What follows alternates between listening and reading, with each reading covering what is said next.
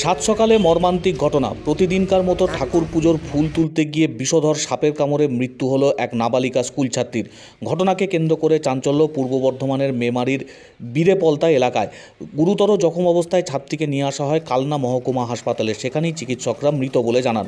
মৃত ছাত্রীর নাম রিঙ্কু ক্ষেত্রপাল, অষ্টম শ্রেণীর পড়ুয়া। পরিবার সূত্রে জানা গেছে, প্রতিদিনকার মতো এদিনও সকালবেলা ঠাকুর পুজোর জন্য ফুল তুলতে যায়। সেখানেই বিষধর সাপে কামড়ায় রিঙ্কুকে।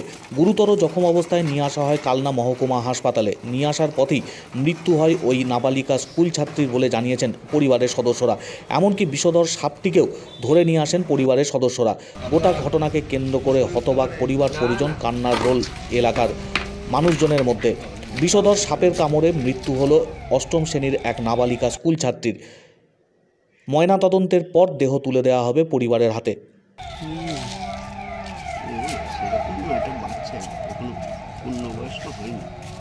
সকালে উঠে ফুল তুলছিল, দিয়ে ওই ফুল তলাতেই মানে কামড়েছে। দুই একটা কাঠের গুঁড়ি আছে ছোট ছোট, সাইডে টালি আছে। হ্যাঁ, পুজোর পর বাড়ির মধ্যেই ওটা। আচ্ছা আচ্ছা, তারপর সাইডে কোথাও গেছে তা নয়। তারপর চিৎকারি করে মায়ের দিকে ছুটে আসছে, দিয়ে বাড়িতে উঠেছে, বলছে মা গো আমাকে সাপে কামড়ে দিল। আর একবার ঝরঝর করে রক্ত বেরোচ্ছে। হ্যাঁ, আনতে আনতে কি? হ্যাঁ, ওই ঢলে যাচ্ছে। আচ্ছা, পচাই খেতে দিয়ে আস্তে আস্তে ঢলে যাচ্ছে। আর কথা বলছি আমরা, বলছে হ্যাঁ, কথা আবার বলতে পারছে না। ওই 13 হবে। কিসে পড়াশোনা করতো? এইটে। রিঙ্কু ক্ষেত্রপাল।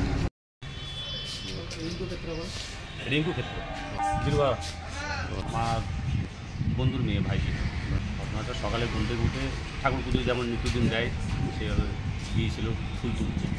সেখানে ওই গাছতলাতেই সাপে কামড়।